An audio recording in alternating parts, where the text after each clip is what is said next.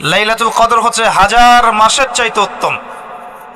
এখানে গাণিতিকভাবে ব্যাখ্যা করতে যাবেন না 1000 মাস সমান সমান কত বছর হয়, ব্যাপারটা এমন নয়। এখানে আধিক্য বোঝানো হয়েছে। হাজার হাজার মাস ইবাদত করলে যে নেকি হয়, এক রাত ইবাদত করলে সে নেকি হয়ে যাবে ইনশাআল্লাহ। এই রাতে কি হয় স্পেশাল? তানাজ্জালুল মালাইকাতু ওয়ার রূহ। এই মাসে আল্লাহর পক্ষ থেকে আল্লাহর ফেরেশতারা নেমে আসেন। কোথায় নেমে আসেন? পৃথিবীতে।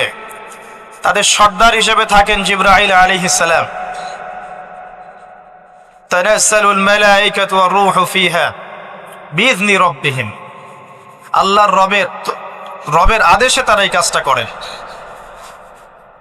মিন কুল্লি আমর, প্রত্যেকটা বিষয়ের ফয়সালা হয় এই রাতে। আপনার আমার তাকদীর লিখা হয়েছে আসমান জমিন সৃষ্টির 50,000 বছর আগে।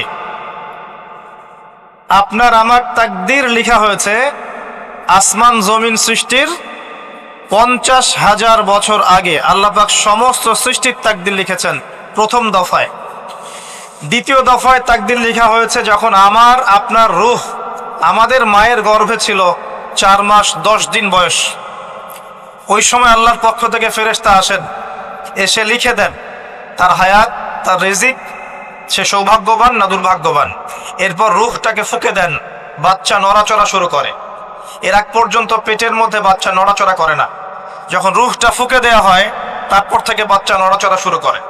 দ্বিতীয় দফায় তাকদীর লেখা হয়। এরপরে তৃতীয় দফা লেখা হয় এই লাইলাতুল কদরে, যে আগামী 1 বছর কি হবে, আপনি কি করবেন, অর্থাৎ 1 বছরের বাজেট প্রণয়ন করা হয় প্রত্যেক লাইলাতুল কদরে। তানাজ্জালুল মালাইকাতু ওয়ার রূহ ফিহা বিইذনি রাব্বিহিম মিন কুল্লি আমর। এই রাতের আরেকটা বৈশিষ্ট্য হচ্ছে সালামুন হিয়া হাত্তা মাতলাইল ফজর। ফজর পর্যন্ত এই রাতে শান্তি শান্তি শান্তি শান্তি প্রশান্তি বজায় থাকে। এই রাতে আপনি যে দোয়া করবেন, যে কোনো দোয়াই করবেন, যদি আপনার রিজিকটা হালাল হয় ইনশাল্লাহ কবুল হয়ে যাবে যে কোনো দোয়া। এই রাতে যারা ইবাদত করে দাঁড়িয়ে দাঁড়িয়ে, তাদের চতুর্দিকে ফেরেশতারা সমবেত হন, তাদের দোয়ায় তারা শরীক হন, তাদের জন্য দোয়া করতে থাকেন। ঠিক তখনই দেখবেন মুমিন বান্দার চোখ দিয়ে টপ টপ করে পানি পড়া শুরু হয়েছে। আপনি ফিল করতে পারবেন যে আপনার দোয়া আল্লাহ কবুল করছেন। এই রাতের ইবাদতকে 1000 মাস দিয়ে গুণ করলেও কখনো সমান হবে না। একটা রাত ইবাদত করলে আপনি হাজার হাজার মাসের নেকি পাচ্ছেন। এই সুযোগটাকে ছেড়ে দেওয়া যায়? কবে এই রাত স্পেসিফিকলি বলা যাবে না, 27 তারিখেই স্পেসিফিকলি বলা যাবে না যে 21-এর রাতেই, 23-এর রাতেই বা 25-এর রাতেই, নির্দিষ্ট করে বলার কোনো সুযোগ নাই। নবী সাল্লাল্লাহু আলাইহি ওয়াসাল্লাম লাইলাতুল কদর পেয়েছেন এবং ওই রাতে বৃষ্টি হচ্ছিল। তিনি সেজদা করছেন, তার কপালের মধ্যে মসজিদে নববীর যে মাটি আছে এই মাটির কাদা লেগেছিল। তখন কিন্তু মসজিদ টাইলস ফিটিং ছিল না, মাটির মসজিদ থেকে নবী সাল্লাল্লাহু আলাইহি ওয়াসাল্লাম বিশ্ব পরিচালনা করেছেন। আর আমাদের এখন তাজমহলের মতো মসজিদ, হেদায়েতের কোনো হও না এখানে। এটা আখিরুজ জামানের সাইন, মসজিদগুলো হবে চাকচিক্যময়, হেদায়েত শূন্য। হাদিস একদম স্পষ্ট আছে, মসজিদ হবে চাকচিক্যময় কিন্তু হেদায়েত শূন্য। ইভেন দেখবেন নামাজ পড়ছে মুসল্লি, পাশে হই হুল্লো করছে। দিনের কথা আলোচনা হলে বা নামাজ পড়লে, কেউ কোরআন তেলাওয়াত করলে আদবের সাথে যে পাশে শোরগোল করতে হয় না, এটাও এখন বুঝাতে হয়। বুঝাতে গিয়ে যদি আপনি এই আয়াত তেলাওয়াত করেন, লাহুম কুলুবুন লা ইয়াফকাহুনা বিহা, কিছু মানুষকে আল্লাহ পাক কলব দিয়েছেন বোঝে না। ওয়া লাহুম আযানুন লা ইয়াসমাউনা বিহা, কিছু মানুষকে আল্লাহ পাক কান দিয়েছেন শোনে না। ওয়া লাহুম আ'য়ুনুন লা ইউবসিরুনা বিহা, কিছু মানুষকে আল্লাহ পাক চোখ দিয়েছেন দেখে না। উলাইকা কাল আনআম, এরা আনআমের মতো। বাল হুম আদাল, বরং তার চাইতেও নিকৃষ্ট। তখন কিছু মানুষের ইগোতে লেগে যায়। তা আচরণ কিন্তু এমনই। কোরআন যেখানে তেলাওয়াত করা হচ্ছে, নবীর হাদিসের কথা বলা হচ্ছে, সেখানে উঁচু স্বরে কথা বলা জায়েজ নেই। নামাজ পড়ছে একজন ব্যক্তি, সে আল্লাহর সাথে সরাসরি কথা বলছে, তার পাশে কথা বলা জায়েজ নেই। এমনকি নামাজরত ব্যক্তির পাশে কোরআন তেলাওয়াত করাও জায়েজ নেই। আমার কথা কি বুঝতে পারছেন? একজন ব্যক্তি নামাজে দাঁড়িয়েছে, আল্লাহর সাথে কথা বলছে, পাশে আপনি কোরআন তেলাওয়াত করতে পারবেন না জোরে জোরে? মনে মনে করতে হবে, করতে চাইলে মনে মনে করতে হবে। অনেক সময় মসজিদের ভিতরে দেখবেন নামাজ পড়া হচ্ছে, শোরগোল করছে। নবী সাল্লাল্লাহু আলাইহি ওয়াসাল্লাম বলেছিলেন, আখিরুজ জামানে, তিরমিজিতে আছে হাদিসটা, আখিরুজ জামানে ইসলামের নামটুকু থাকবে, ইসলামের প্রকৃত বিষয়গুলো থাকবে না। কোরআনের মাসহাফ থাকবে, যে মাসহাফ, কোরআনের মাসহাফটা থাকবে, এর শিক্ষাগুলো থাকবে না। মসজিদগুলো হবে চাকচিক্যময়, কিন্তু মসজিদ হবে হেদায়েত শূন্য। আর চতুর্থ লাইনটা আরো ভয়ঙ্কর। 4 নম্বর লাইনে গিয়ে নবীজি বলেছেন সাল্লাল্লাহু আলাইহি ওয়াসাল্লাম, আসমানের নিচে জমিনের উপরে আল্লাহর সবচেয়ে নিকৃষ্ট সৃষ্টি হবেন এক শ্রেণীর আলেম, যাদের থেকে ফিতনা ছড়াবে এবং তাদের দিকেই ফিতনা ফিরে আসবে। তিরমিজির মধ্যে হাদিসটা আছে, যে কোনো আলেমকে জিজ্ঞাসা করে এটা কোন শ্রেণীর আলেম, এটা বোঝার জন্য আপনার পিএইচডি করার দরকার নাই। যারা দিনকে দুনিয়ার বিনিময় বিক্রি করেছে তারাই সেই শ্রেণীর আলেম। যারা সত্য কথা বলতে ভয় পেয়েছে তারাই সেই শ্রেণীর আলেম।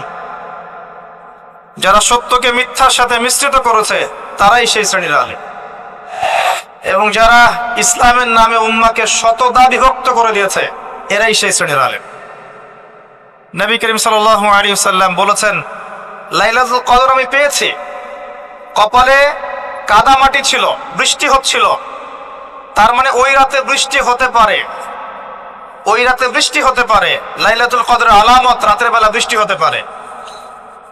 বৃষ্টি হয়েছে, তিনি নামাজ পড়েছেন, কপালের মধ্যে কাদা লেগেছিল, তিনি বের হয়েছেন, সাহাবীদেরকে বলবেন কোন রাতটা লাইলাতুল কদর, আজকের রাতটা লাইলাতুল কদর, এটা বলতে বের হয়েছে। বের হয়ে দেখছেন দুজন মুসলিম আপোষে ঝগড়া করছে। লিসেন টু মি, দুজন মুসলিম আপোষে ঝগড়া করছে।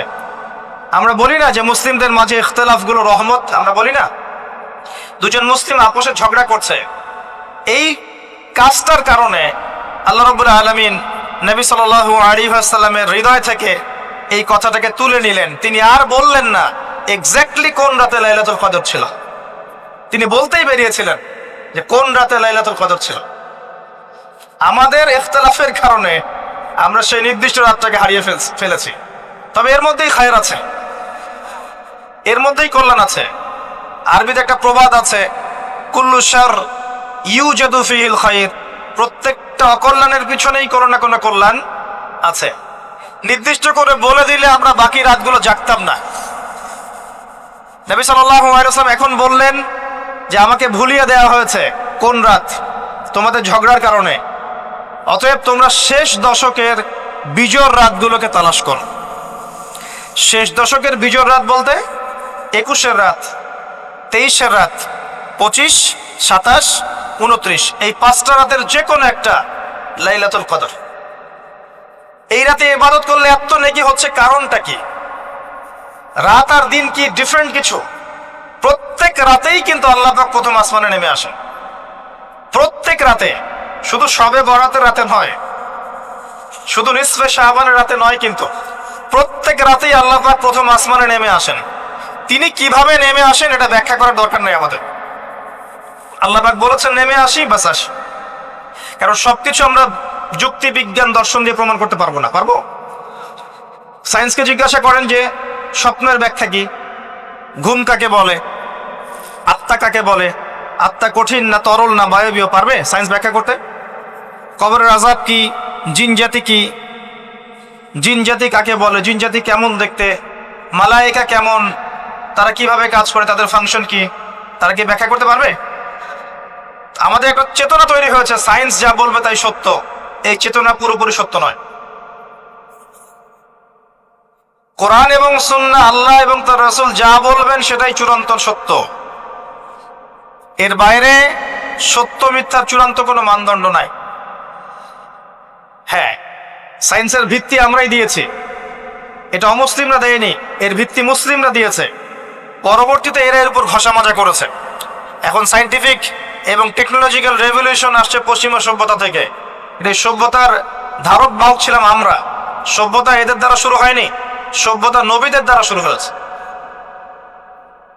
তো সবকিছু সায়েন্স দিয়ে ব্যাখ্যা করা যাবে এমন নয়, কারণ সায়েন্সের সীমাবদ্ধতা আছে, আল্লাহর জ্ঞানের কোনো সীমাবদ্ধতা নাই। তো আল্লাহ নেমে আসেন, ব্যাস নেমে আসেন। নেমে এসে আল্লাহ পাক কি বলেন? আল্লাহ পাক তিনটা কথা বলেন। রাতের শেষ অংশ, রাতকে ভাগ করেন। যদি 6টার সময় রাত শুরু হয়, রাত কিন্তু রাত 12টায় শুরু হয় না, সূর্য ডুবে গেলেই রাত শুরু হয়, এটাই ইসলাম। এখন 6টা থেকে আপনি এই 5টা পর্যন্ত সময়টাকে 3 ভাগে ভাগ করেন। শেষের অংশ ধরে নেন যে 1টা থেকে 5টা, কথার কথা আমি এস্টিমেট করলাম, এই সময়টুকুতে আল্লাহ রাব্বুল আলামিন কাছে নেমে আসে প্রথম আসমানে, অর্থাৎ তার রহমত নিকটবর্তী হয় এবং তিনি আহ্বান করতে থাকেন 3টা জিনিস। 1, কে আছো? আমার কাছে কিছু চাইবে, যা চাইবে আমি তাই দিব। 2, কে আছো? আমার কাছে ক্ষমা চাইবে, আমি তোমাকে মাফ করে দেব। 3, কে আছো? কে আছো আমাকে ডাকবে, আমি তোমার ডাকে সাড়া দেব। মানে এই সময় আপনি যা চাইবেন, ইনশাআল্লাহ আপনার আকীদায় যদি শিরক না থাকে, আমলে যদি বিদআত না থাকে এবং আপনার রিজিক যদি হালাল হয়, ইনশাআল্লাহ তাআলা আপনার দোয়া কবুল করা হবে। আল্লাহ পাক প্রত্যেক রাতেই নেমে আসেন। তাহলে লাইলাতুল কদরকে এত স্পেসিফিকলি ইম্পর্টেন্স দেওয়ার কারণ কি? একটাই কারণ, মনে রাখবেন, লাইলাতুল কদরকে মর্যাদা মণ্ডিত করার এবং রমাদান মাসকে শ্রেষ্ঠ মাস মর্যাদা মণ্ডিত করার একটা কারণ, only one reason behind it, সেটা হচ্ছে এই মাসে এবং এই রাতে আল কোরআন নাজিল হয়েছে। কথা কি বুঝতে পারছেন? কোরআন নাজিলের কারণেই এই মাসটা মহামান্বিত, কোরআন নাজিলের কারণেই এই রাতটা সম্মানিত। ইন্না আনজালনাহু ফি লাইলাতুল কদর। নবী করিম সাল্লাল্লাহু আলাইহি ওয়াসাল্লাম যখন এই জাহিলি যুগে বাস করছেন, এই লাইলাতুল কদরে রমাদান মাসে আল্লাহ পাক কোরআন নাজিল করলেন। কি জন্য নাজিল করলেন? কারণ এই সমাজটাকে পরিবর্তন করার জন্যে, সমাজের জাহিলিয়াতগুলোকে দূর করার জন্যে নবী করিম সাল্লাল্লাহু আলাইহি ওয়াসাল্লাম প্রচন্ড ফিকির করতেন। কি করা যায়, কি করলে মানুষগুলো শিরক ছেড়ে দিবে, কি করলে সুদ বন্ধ হবে, কি করলে মাদক থেকে মানুষ দূরে থাকবে, কি করলে নারীর সম্মান বৃদ্ধি পাবে, তিনি ভাবতেন। কিভাবে গোত্রীয় হানাহানি বন্ধ করা যায়, তিনি এগুলো ভাবতে থাকতেন। হেরা গুহায় বসে তিনি এগুলো ভাবতেন, কি করা যায়। যুবক বয়সে তিনি হিলফুল ফুজর তৈরি করেছেন এগুলো সমস্যা দূর করার জন্য, কিন্তু পরিপূর্ণরূপে সফল হয়েছেন বলতে পারি না আমরা, কারণ তখন ওহী আসেনি। এই ভাবতে ভাবতে ভাবতে ভাবতে একদিন এক রাতে তার কাছে আল্লাহর পক্ষ থেকে কোরআন নাজিল হলো। সূরা আলাকের প্রথম 5টা আয়াত, বিসমিল্লাহির রহমানির রহিম, ইকরা বিসমি রাব্বিকাল্লাযী খালাক। পড়ুন আপনার রবের নামে, যিনি আপনাকে সৃষ্টি করেছেন। খালাকাল ইনসানা মিন আলাক, যিনি মানুষকে সৃষ্টি করেছেন জমাট বাঁধা রক্তপিণ্ড থেকে। আমরা সবাই জমাট বাঁধা রক্তপিণ্ড ছিলাম মায়ের পেটে। আজকে আমরা আল্লাহ দ্রোহী হয়েছি, কিন্তু আমরা পেটের মধ্যে এতটুকু জমাট বাঁধা রক্তপিণ্ড ছিলাম। সূরা ইয়াসিনের মধ্যে আল্লাহ পাক এই কথাটা বলেছেন, তোমাদেরকে তো নুতফা থেকে সৃষ্টি করেছি, ফাইদা হুয়া খাসীমুম মুবিন, যখন সে বড় হয়েছে সুস্পষ্টভাবে আল্লাহর বিরুদ্ধাচরণ করছে। আমরা যদি না থাকি এই পৃথিবীতে, আল্লাহর দ্বীনের কোনো ক্ষতি হবে? এই পৃথিবীর আবর্তন থেমে যাবে? আমাদের বউ বাচ্চা কাচ্চা, বাবা মা, স্ত্রী সন্তান, এরা কি না খেয়ে মারা যাবে? মনে করেন আমরা এখন সবাই মরে গেছি, কথার কথা বলছি, নাউজুবিল্লাহ, আমাদের পরিবারগুলো কি থেমে যাবে? আত্মীয় স্বজন থেমে যাবে? আমাদের সমাজ থেমে থাকবে? কেউ থেমে থাকবে না। মাঝখান থেকে আমরা আমাদের জীবনের সময়টা হারিয়ে ফেললাম। অতএব আমরা আল্লাহর জন্য বাঁচি, আল্লাহর দ্বীনের জন্য। এখন দ্বীনের ক্ষতি যারাই করবে তাদের বিরুদ্ধেই সোচ্চার হতে হবে। আল্লাহ পাক বোঝার তৌফিক দান করুন। আমি যে কথা বলছিলাম, কোরআন নাজিল হয়েছে লাইলাতুল কদরে। এখন এই কদরের রাতকে ইবাদতের জন্য খাস করে নিতে হবে। শেষের দশক এবং বিজোর রাত 21, 23, 25, 27, 29। বলছিলাম রমাদান মাস এবং লাইলাতুল কদরকে সম্মানিত করা হয়েছে একটা কারণেই, কারণ এই মাসে এই রাতে আল কোরআন নাজিল করা হয়েছে। এটাই কারণ। কোরআন কখন নাজিল হলো? যখন সমাজে সুদ আছে, মদ আছে, জেনা আছে, ব্যভিচার আছে, শিরক আছে, এরকম সমাজে প্রথম কি নাজিল হলো? পড়ো। প্রথমে নাজিল হয়নি শিরক করো না, প্রথমে নাজিল হয়নি যে সুদ খেও না, প্রথম আয়াত এটা ছিল না জেনা করো না, প্রথম আয়াত এটাও ছিল না মূর্তি পূজা করো না। হ্যাঁ, প্রথম আয়াত কি? ইকরা, পড়ুন। আল্লাহ পাক বুঝাতে চাচ্ছেন সমাজের জাহিলিয়াতকে দূর করতে হলে লেখাপড়ার কোনো বিকল্প নাই, এবং সেই পড়াশোনাটা হতে হবে আল্লাহর ওহীর আলোকে। যে ওহীটা আল্লাহ পাক নাজিল করেছেন এর বেসিসে আপনাকে পড়াশোনা করতে হবে। এই জ্ঞানটা দিয়ে আপনি সমাজ সংস্কার করতে পারবেন ইনশাআল্লাহ তাআলা। এর সাথে উপকারী জ্ঞানগুলো কি নিব না? অবশ্যই নিব। ওহীর জ্ঞানের সাথে, কোরআন সুন্নাহর জ্ঞানের সাথে আমি ইতিহাসের জ্ঞান নিব, আমি পলিটিক্যাল সায়েন্সের জ্ঞান নিব, আমি দর্শনের জ্ঞান নিব, জিওপলিটিক্সের জ্ঞান নিব, প্রয়োজনে আমি সায়েন্সের জ্ঞান নিব, আমি কমার্সের জ্ঞান নিব, আর্টসের জ্ঞান নিব, মেডিকেল সায়েন্স পড়বো, ইঞ্জিনিয়ারিং পড়বো, সবই পড়বো। কিন্তু বেসিকটা কি হবে? কোরআন, সুন্নাহ, ইসলাম। এরপর আপনি ডাক্তার হন, ইঞ্জিনিয়ার হন, পলিটিশিয়ান হন, সামাজিক নেতা হন, প্রশাসনের ক্যাডার হন, আপনার জন্য মোবারকবাদ। আপনি যেখানেই যাবেন সেখানেই বরকত ছড়াবেন ইনশাআল্লাহ। যে পলিটিশিয়ানের ভিতরে তাকওয়া আছে তার দ্বারা দুর্নীতি সম্ভব না। যে প্রশাসনের কর্মকর্তার ভিতরে তাকওয়া আছে সে ঘুষ নিতে পারবে না, দুর্নীতি করতে পারবে না। যে আলেমের ভিতরে তাকওয়া আছে সে দিনকে দুনিয়ার বিনিময়ে বিক্রি করবে না। যে ডক্টরের ভিতরে তাকওয়া আছে সে ডাক্তার হবে, কসাই হবে না। যে ইঞ্জিনিয়ারের ভিতরে তাকওয়া আছে সে দেখবেন সত্যিকারের প্রকৌশলী হবে, সে কিন্তু চোর হবে না। ভিতরটা চেঞ্জ করতে হবে, ভিতরটা, এর নাম তাকওয়া। ভিতরটা চেঞ্জ করবে একটা জিনিস, আল্লাহর ওহী, কোরআন এবং সুন্নাহ, ইসলাম। এটা আপনার ভিতরকে পরিবর্তন করবে। আর আমরা অনেক বড় বড় কথা বলি অনেক সময়, কিন্তু মূল কাজটা হচ্ছে ভিতরটা পরিবর্তন করা। আমাদের সবার সাথে যার যার কলব যাবে, যার যার আমল যাবে। আল্লাহ পাক আমাকে কলার চেপে ধরে বলবেন না যে বাংলাদেশে ইসলামী খেলাফত কায়েম করে আসো নাই কেন, এটা আল্লাহ পাক আমাকে বলবেন না। আল্লাহ পাক বলবেন তোমাকে যে দায়িত্ব দিয়েছিলাম ওই দায়িত্ব ঠিকঠাক মতো পালন করেছো কিনা। আল্লাহ পাক এটা বলবেন না। বেসিকে আসেন, নিজের আত্মশুদ্ধি, এটা বেসিক। আলাইকুম আনফুসাকুম, নিজের নফসের খবর নাও, নিজের নফসটাকে পবিত্র করো, নিজের নফসের মধ্যে হিংসা ত্যাগ করো, বিদ্বেষ ত্যাগ করো, অহংকার ত্যাগ করো, রিয়া ত্যাগ করো, দুনিয়ার মোহ ত্যাগ করো।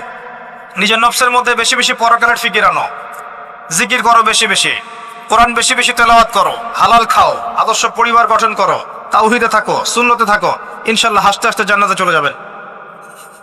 একটা হাদিস আমি পড়েছি ফয়জুল কালাম বইয়ের মধ্যে, গতকালকে মাহফিলে বলেছিলাম, আপনাদেরকে বলছি। মাদ্রাসায় পড়ানো হয় ক্লাসিক্যাল একটা বই ফয়জুল কালাম, সবাই কিনতে পারেন, হাদিসের বই, চমৎকার কিছু হাদিস আছে। এখানে একটা হাদিস আছে আমাদের জন্য সুসংবাদ। নবী সাল্লাল্লাহু আলাইহি ওয়াসাল্লাম বলছেন, হে সাহাবীরা, তোমরা এমন একটা যুগের মধ্যে বাস করছো যেই যুগে কেউ যদি ইসলামের 10% ছেড়ে দেয় সে ধ্বংস হয়ে যাবে। সাহাবীদেরকে বলছেন তোমরা এমন একটা যুগে বাস করছো, এই যুগে ইসলামের 1/10 কেউ ছেড়ে দিলে সে ধ্বংস হয়ে যাবে। কিন্তু তোমাদের পরে এমন একটা যুগ আসবে যেই যুগে মানুষ যদি 1/10 ধরে রাখতে পারে, 10% ধরে রাখতে পারে, তাহলেই নাজাত পেয়ে যাবে ইনশাআল্লাহ।